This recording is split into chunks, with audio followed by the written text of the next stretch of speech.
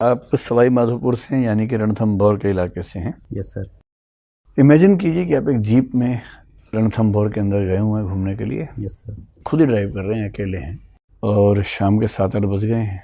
आपको अब तक बाहर आ जाना चाहिए था, पर संयोग से आप थोड़ा लेट हो गए हैं और अचानक आपकी जीप खराब हो गई। मोबाइल फ़ोन पहले ही आपका ऑफ हो चुका है, डिस्चार्ज हो चुका है, ठीक है। जीप ओपन है जैसे कि वहाँ होती है, बंद जीप नहीं है। और थोड़ी देर में आपको सड़क के दूसरे तरफ से टाइगर अपनी तरफ आता वो दिख रहा है, पैदल, मतलब आराम से, जैसे टाइगर चलते हैं वहाँ पर। हो सकता है कि आप सुबह ही यहाँ से फ्री हो पाएंगे, क्योंकि रोशनी आएगी, फिर शायद कोई आएगा, देखेगा, आपको हेल्प करेगा। पूरी रात गुजारनी है इस संभावना के साथ कि वहाँ टाइगर्स को पता लग ही जाएगा कि आप फंसे हुए हैं। वो भी कुछ योजना बनाएंगे आपके लिए, कैसे मैनेज करेंगे, क्या स्टेप्स लेंगे इस सिचुएशन से बाहर निकलने के लिए। और ये प्रश्न मैं विशेष रूप से, क्योंकि आप सवाई माधोपुर से हैं, इसलिए पूछ रहा हूँ। तो मैं उम्मीद कर रहा हूँ कि आप वहाँ के लोगों की जो अंडरस्टैंडिंग का लेवल है इन मुद्दों पर, उसका परिचय देंगे। सर, जैसे मैं खुली जीप में हूँ, तो सर एक ये जो भी टाइगर हैं, इनका सर एक मनोभाव ये देखा गया है कि सर अभी ये इंसानों से और उनके आवागमन से इस तरीके से परिचित हो चुके हैं कि वो अधिकतर वाहनों पे सर हमला करते नहीं हैं। तो सर पहला तो मेरी कोशिश रहेगी, अगर टाइगर आसपास है तो मैं उसमें रहूं और चुपचाप उसको अपनी परिस्थिति का आभास ना कराऊं जानबूझ के। सर एक है कि जैसे ही फिर मुझे मौका मिलेगा तो मैं कुछ आसपास सुरक्षित स्थान में जाने की कोशिश करूंगा, और अगर मैं आग जला पाया वहाँ पर तो सर मैं उसका इस्तेमाल करूंगा, क्योंकि आग के पास जानवर आने से सर थोड़ा बचते हैं सर, इस तरीके के। और आपको भरोसा है कि रात निकल जाएगी इससे? सर रात, सर उम्मीद तो मैं पूरी करूंगा, लेकिन अगर कुछ ऐसा होता है तो सर एकदम से इमीडिएट कुछ कदम भी लेने पड़ सकते। चलिए, आखिरी सवाल ये कि जो किताब आप पढ़ते हैं, यस सर, पढ़ने के अलावा उसके क्या 5 उपयोग हो सकते हैं? सर पढ़ने के अलावा मैंने पढ़ लिया तो सर मैं किसी को गिफ्ट कर सकता हूँ। नहीं, मतलब पढ़ना नहीं है ना आपको, ना किसी और को। Okay sir. उसके उसके अतिरिक्त क्या उपयोग 5 हो सकते हैं? सर पढ़ने के अलावा सर जैसे उसमें कुछ, जैसे सर चित्रकला है तो वो मुझे सीखने में मदद कर सकती है, उसको मैं देख के सीख सकता हूँ। पढ़ना, सीखना, कुछ लर्न करना, उसको छोड़ दीजिए एकदम। Okay sir. Sir non academic uses की बात मैं कर रहा हूँ।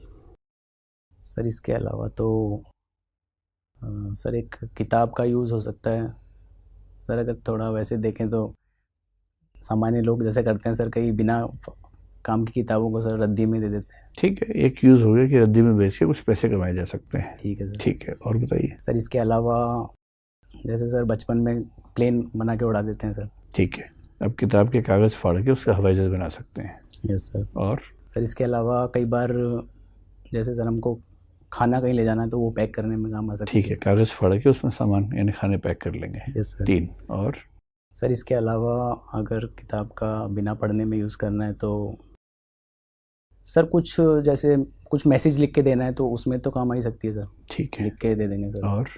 और सर बिना पढ़ाई के सर बुक, सर जैसे कुछ भी मैं ऐसे सर जैसे कुछ मेरे विचार हैं, मैं खुद लिखता हूँ तो सर उसको एकदम से मुझे याद आया, पुरानी किताब मेरे पास है, कुछ है नहीं मेरा, तो मैं उसको अपना विचार नोट करने के लिए यूज़ कर सकता हूँ। घुमा फिरा के उसमें लिखाई पढ़ाई करेंगे ही करेंगे। ठीक है, ललित का मतलब क्या होता है? सर ललित का मतलब होता है सर सुंदर। ललित कला का मतलब क्या होता है? कला तो वैसे भी सुंदर ही होती है, Yes, फिर sir. हम ललित कला क्यों बोलते हैं?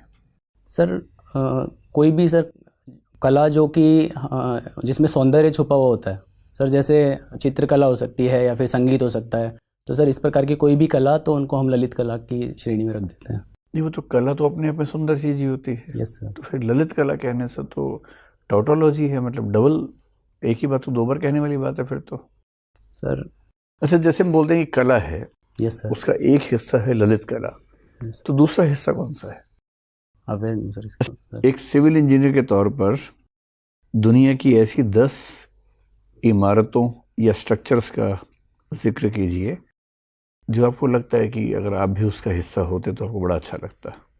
सर अगर 10 उत्कृष्ट इमारतें का नाम मैं लूँ तो सर उसमें सर सबसे पहले जयपुर में जो जंतर मंतर है, तो सर उसमें क्योंकि थोड़ा साइंटिफिक कुछ अब केवल नाम एलिमेंट बता छुपा हुआ दीजिए, है। केवल नाम बता। फिर सर सेकंड अगर मैं बताऊं तो आमेर का किला जयपुर में ही वो है। फिर सर ताजमहल, उसके अलावा सर लाल किला, और सर नई इमारतों की बात करें तो बुर्ज खलीफा। सर इसके अलावा सर चार मीनार का मैं नाम लूँगा।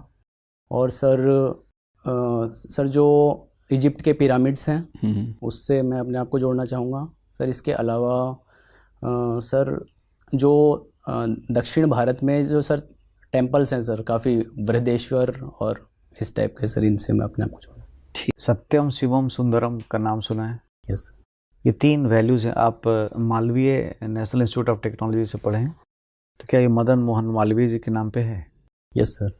अच्छा, तो मदन मोहन मालवीय जी ने भी ह्यूमन वैल्यूज़ के रूप में इसकी चर्चा की हुई है BHU की स्थापना करने के क्रम में, है ना? तो इसमें ये बताइए कि सत्यम शिवम सुंदरम में, यानी ट्रुथ, गुडनेस एंड ब्यूटी में ब्यूटी का क्या अर्थ है? सुंदरम से यहाँ क्या मतलब है? सर ये तीनों चीज़ें जहाँ तक मुझे पता है जुड़ी हुई हैं सर। जैसे बोलते हैं कि सत्य शिव है और शिव ही सुंदर है, तो सर सत्य मतलब सच्चाई, और शिव का मतलब है सर कई बार थोड़ा शिव जी का सर थोड़ा सत्य से हटके सर एक फ्रैंकनेस के रूप में उसको बोल सकते हैं। तो सत्य, शिव और सुंदर, सर इन दोनों का योग मिलके सुंदर बनाता है, मतलब किसी भी उद्देश्य को पूरा करता है। ठीक है।